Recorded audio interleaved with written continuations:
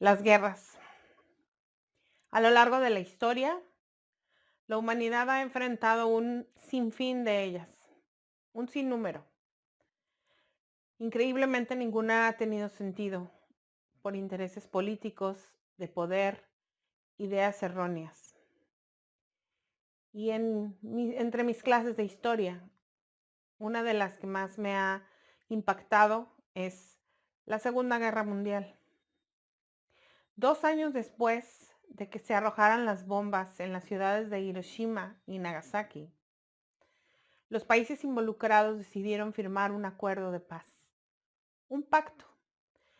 Se le llamó el Tratado de París de 1947, porque fue en ese año y en esa ciudad. En ese tratado, en ese pacto, los 21 representantes de esos países se reunieron para decidir a grandes rasgos los términos de paz em, en los que deberían de vivir a partir de ese momento. Pero la paz que ofrecía ese acuerdo, que prácticamente es la paz que ofrece este mundo, tuvo y tiene la cualidad de no durar mucho tiempo, porque no es una paz verdadera. Y ese pacto no fue suficiente para vivir en armonía unos con otros.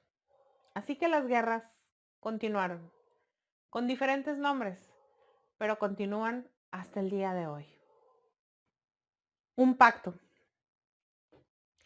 Esta palabra, proveniente del latín, significa una alianza, un acuerdo o un compromiso cuyos involucrados aceptan respetar aquello que ha quedado ahí estipulado.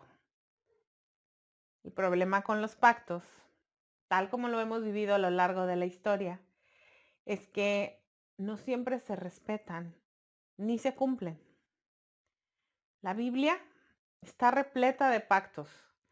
Tanto en el Antiguo como el Nuevo Testamento hay diferentes pactos, pero ahí todos van entrelazados de alguna manera para culminar con un pacto muy especial, un pacto único, un pacto fuera de este mundo, pero era justo el que este mundo necesitaba.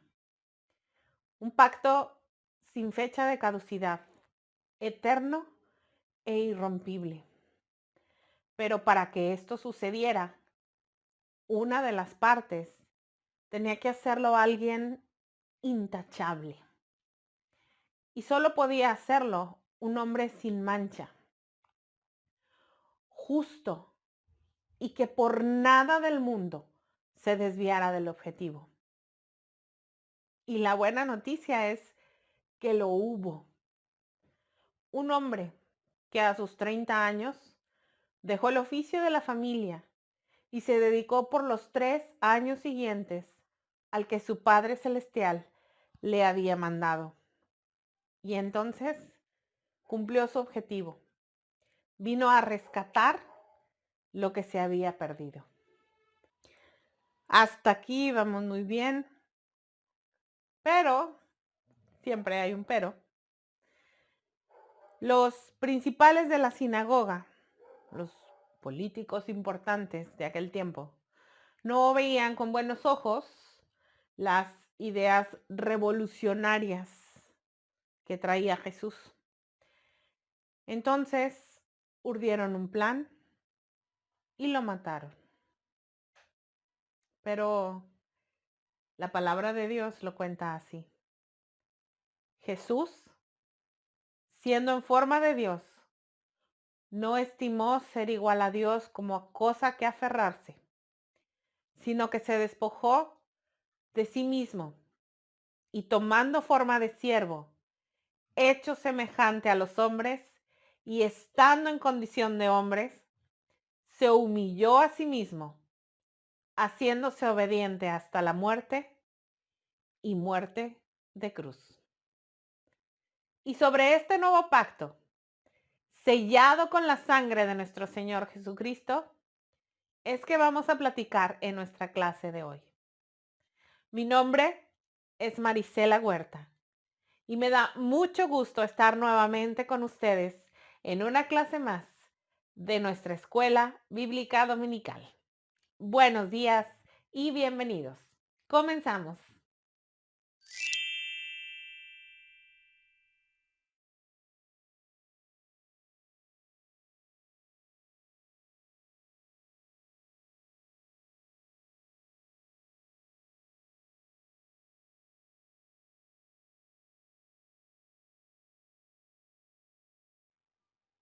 Les decía que en la Biblia hay diferentes pactos. El pacto que hizo Dios con Abraham, donde decía que lo iba a multiplicar en gran manera y que sería padre de muchedumbre de gentes, fue el inicio de una maravillosa promesa que culmina con la llegada de un Salvador a nuestras vidas. En el libro de Nehemías narra la historia del regreso de Judá a su tierra luego de haber sido deportados a Babilonia. Imagina que por causas de fuerza mayor, tú tienes que salir de tu tierra, tienes que irte a otra ciudad y a tu regreso encuentras totalmente otro panorama. Calles devastadas, edificios caídos, parques abandonados y el dolor más grande es cuando llegas a la colonia donde creciste, donde estuviste la mayor parte de tu vida y te das cuenta que ahí apenas se sostiene un ladrillo de pie. Todo lo que conocías está destruido. Pues los habitantes de esta ciudad, de Judá, así la encontraron. Una ciudad en ruinas, devastada, abandonada, destruida. No quedaba nada del templo ni de la gloria de esa ciudad. Pero Nehemías hizo lo correcto y después de un periodo de oración y ayuno para pedir la guía y dirección de Dios, porque es lo que siempre tenemos que hacer, dio inicio al plan de reconstrucción de la ciudad y de sus habitantes. El profeta Esdras, que era el profeta de aquel tiempo, reconoció con humildad que todo lo que había venido era consecuencia de sus idolatrías, de su orgullo, de su pecado para con Dios. Él menciona, realmente has hecho con nosotros lo correcto, pues nosotros hicimos lo malo. Y si me siguen en Nehemías, en el capítulo 9, si pueden leer los versículos del 32 al 38, ahí pueden encontrar que el pueblo hace un pacto con Dios. Y el 38, el verso 38, precisamente dice las palabras claves para enfrentar la crisis que ellos estaban pasando. Les voy a leer. Dice así: a causa de esto, a causa pues de todo esto, nosotros hacemos fiel promesa y la escribimos firmada por nuestros príncipes, nuestros levitas y por nuestros sacerdotes. Algunos de nosotros creo que nos hemos encontrado en esa situación, no de encontrar nuestra ciudad devastada, pero sí nuestra vida, nuestra economía al punto de la quiebra, una crisis de familia, estar en medio de problemas que ni siquiera originamos nosotros, pero de repente estábamos ahí, en el ojo del huracán. Y lo que hizo el pueblo de Judá es justo lo que nosotros debemos hacer. Ellos se apoyaron con sus príncipes, con los levitas y sacerdotes. Pero nosotros tenemos a Jesús. Dios en forma de hombre, el príncipe de paz y nuestro sumo sacerdote. Él ya tiene un nuevo pacto, pero en qué consta este pacto, de qué se trata y cómo fue que llegó hasta nosotros. Para comenzar a analizar este nuevo pacto, vámonos ahora a la carta de los Hebreos, que está en el Nuevo Testamento. Vamos a buscar el capítulo 8 y vamos a estar estudiando de los versículos del 1 al 5. Para comenzar, este pacto tuvo un triunfo contundente sobre el pecado y sobre la muerte. Y fue Jesús quien terminó la obra completa. Él, después de padecer y de morir, resucitó entre los muertos y fue exaltado hasta lo sumo, y Dios le dio un nombre que es sobre todo nombre, para que en el nombre de Jesús se doble toda rodilla que está en los cielos, en la tierra y debajo de la tierra, y que toda lengua confiese que Jesucristo es el Señor, para gloria de Dios Padre. El domingo pasado, los que pudieron asistir o bien desde casa, tuvimos la oportunidad de recordar este nuevo pacto mediante la celebración de la cena conmemorativa. Pablo escribió a los Corintios diciendo que Jesús tomó la copa después de haber cenado, diciendo: esta copa es el nuevo pacto en mi sangre. Haced esto todas las veces que la bebiereis en memoria de mí.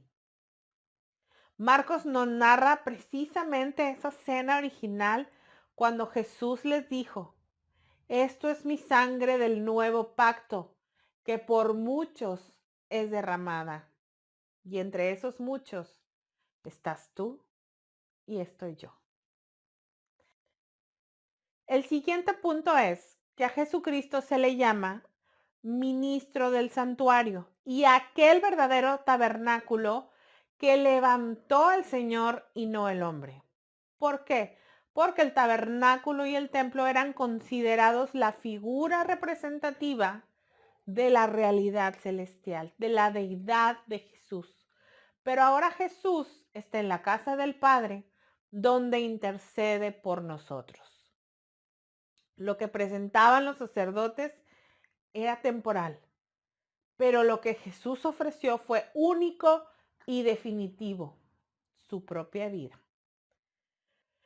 Él es el mediador de un nuevo pacto, un mejor pacto y establecido sobre mejores promesas. ¿Por qué? Vamos a ver por qué. Jesús es mediador de un nuevo pacto. Este pacto está establecido sobre mejores promesas. Este pacto es perfecto en comparación con el anterior. Este pacto fue una promesa de Dios. Este pacto es distinto en todos los sentidos al pacto anterior. Así es, el Señor Jesús tiene un mejor ministerio, un mejor pacto. Habíamos platicado que la palabra pacto es un acuerdo, una alianza. En este caso, el significado de esta palabra es una de las más importantes de la Biblia. Aquí el pacto es un símbolo de la gracia que Dios sitúa entre sí mismo, que es quien la ofrece, y el hombre, que es el que la recibe. Y ese, mis estimados amigos y hermanos, ese es el acuerdo, ese es el pacto.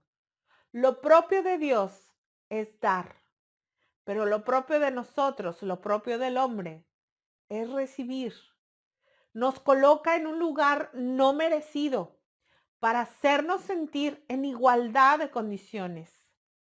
Sabemos perfecto que entre Dios y nosotros no podía haber igualdad de condiciones. Él es perfecto, Él es puro. Nosotros hemos pecado delante de Él. Pero la maravillosa ventaja de ese pacto es precisamente esa, que solo tenemos que decidir si aceptamos ese regalo de igualdad de condiciones o lo rechazamos. Porque por Jesús, precisamente el Cordero sin mancha, es que somos presentados como justos delante de Dios. Ahora bien, también dice que tiene mejores promesas. ¿Cuáles son? Son muchísimas, pero hoy vamos a mencionar 4. La promesa sobre la salvación. En Juan 3:15 dice así: para que todo aquel que en él cree no se pierda, mas tenga vida eterna. Necesitábamos definitivamente a alguien que nos salvara. No es por buenas obras, no es cuando decimos, pero si yo no le hago mal a nadie. No es por lo que nosotros hagamos o dejemos de hacer. La palabra de Dios es contundente. No hay justo ni aún uno. Todos, sin excepción, nos desviamos del camino y solamente Jesús es quien puede rescatarnos de la muerte eterna.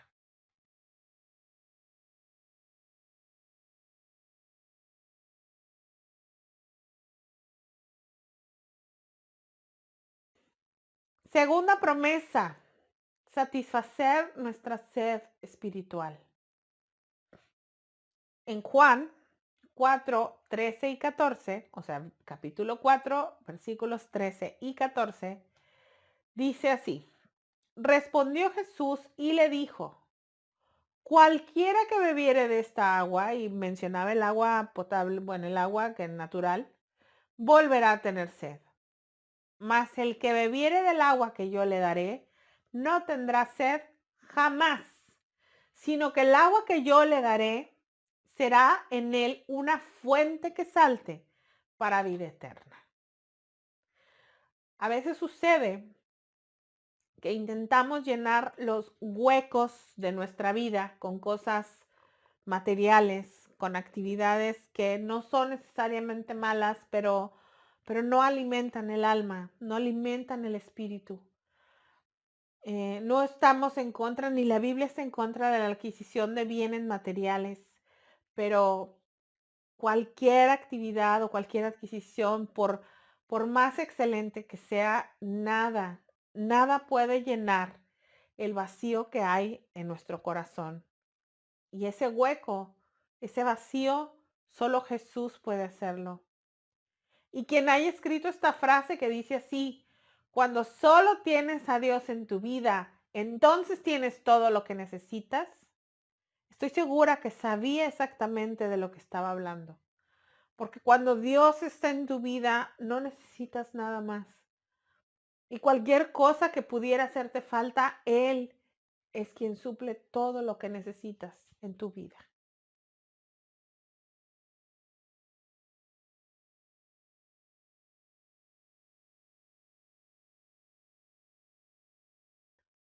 Promesa de su presencia en nosotros.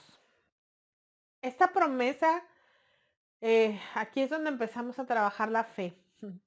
Dice Mateo 28:20, enseñándoles que guarden todas las cosas que os he mandado, y he aquí que yo estoy con vosotros todos los días hasta el fin del mundo. Les decía que aquí es donde comenzamos a trabajar la fe. Algo que es muy cierto es que el ser humano tiende a ser muy visual, tendemos a ser muy visuales. Si no lo vemos, si no lo palpamos, si no pellizcamos, decimos, eh, cuesta creer. Por eso hay que empezar a trabajar la fe. No sé si les ha pasado justo en medio de una tormenta de problemas, puedes sentir que Jesús está contigo porque sientes esa paz que no tiene lógica ni sentido. Justo cuando terminas de orar por algo que necesitas y que no encontraste en ningún lado y que a lo mejor era para tu salud, y de repente llegan a la puerta para ofrecerte justo ese medicamento o producto que tú requerías, o cuando llega un vecino justo después de que abriste tu alacena y la viste vacía y volteaste y dijiste, tengo boquitas que alimentar. Y ese vecino llegó con uno o varios toppers llenos de comida. Ese es Dios, que se manifiesta de formas que no podemos comprender y que solamente los que hemos vivido esa experiencia podemos constatar que realmente Dios está con nosotros todos los días hasta el fin del mundo. Dios está aquí y Él está contigo, pero que tú lo creas es decisión tuya. ¿Lo crees?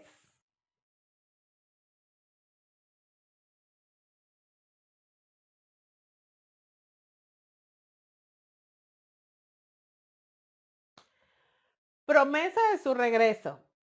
Ok, ¿qué me quieres decir? ¿Que esto todavía no termina? Claro que no, viene la mejor parte. Otra vez en Juan, capítulo 14, versículo 3, dice, y si me fuere y os prepararé el lugar, vendré otra vez y los tomaré a mí mismo para que donde yo estoy, vosotros también estéis. Parte de este pacto es que todo ese sacrificio que hizo Jesús en la cruz, de morir por nosotros, de menospreciar el oprobio, de resucitar al tercer día, de irse con el Padre a preparar lugar, es parte de, está preparando lugar porque quiere que estemos con Él de forma perpetua, de forma eterna. Todo cobra sentido cuando entonces sí comprendemos el plan de Dios, de que nos quiere a su lado eternamente. Es nuestro Padre. Nos amó tanto que entregó a su propio Hijo por amor a nosotros.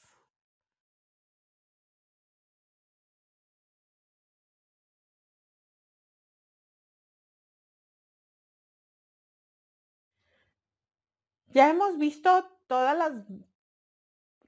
las ventajas de por qué este pacto es perfecto y fue hecho contundente una vez y para siempre.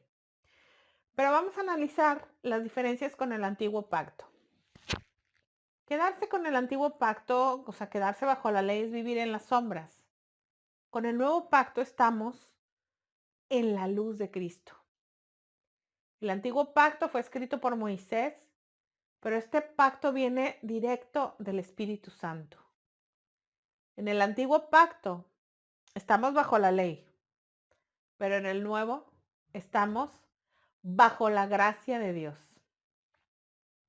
La vida en el antiguo pacto era una vida de obras, pero en el nuevo pacto es una vida de fe. El antiguo pacto fue escrito en piedras, pero el nuevo fue grabado aquí, en nuestro corazón. Ezequiel dijo que Dios nos cambió ese corazón de piedra por uno de carne, un corazón con la ley de Cristo que se resume en amor. El antiguo pacto resalta una clarísima distinción entre judíos y gentiles, pero en el nuevo pacto ya no hay acepción de personas. Todos somos bienvenidos a recibir ese regalo, el regalo de gracia.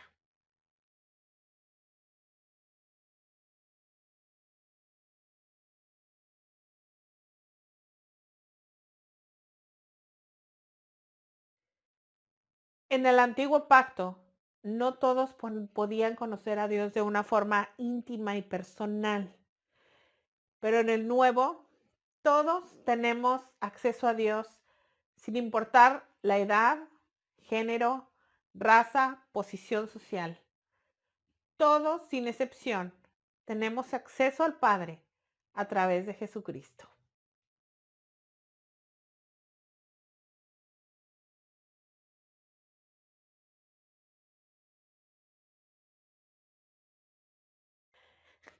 En el antiguo pacto debía sacrificarse un animal cada día y se derramaba la sangre para cubrir los pecados del sacerdote y del pueblo. Pero en el nuevo pacto Jesús derramó su propia sangre una sola vez y para siempre. Y con esto nos limpió de todo pecado para poder presentarnos sin mancha delante del Padre Celestial. En el antiguo pacto, solo los sacerdotes, reyes y profetas recibían la unción del Espíritu Santo. Pero con el nuevo, todo creyente recibe la unción del Santo Espíritu. En el antiguo pacto había un lugar definido para la adoración, el templo de Jerusalén. En el nuevo pacto, aun cuando vamos a la iglesia y nos congregamos, cualquier lugar es bueno para adorar a Dios. Una vida de adoración puedes hacerla en tu casa, en el trabajo, en el trayecto, en la iglesia, en todos lados. Cualquier lugar donde 2 o 3 estén en su nombre, ahí estará Jesús en medio de ellos. En Jeremías, el Señor anuncia este nuevo pacto así. He aquí, vienen días, dice Jehová, en los cuales haré un nuevo pacto con la casa de Israel y con la casa de Judá. No como el pacto que hice con sus padres el día que tomé su mano para sacarlos de la tierra de Egipto, porque ellos invalidaron mi pacto. Este pacto, el nuevo pacto que Jesús nos ofrece, no puede ser invalidado por nada ni por nadie.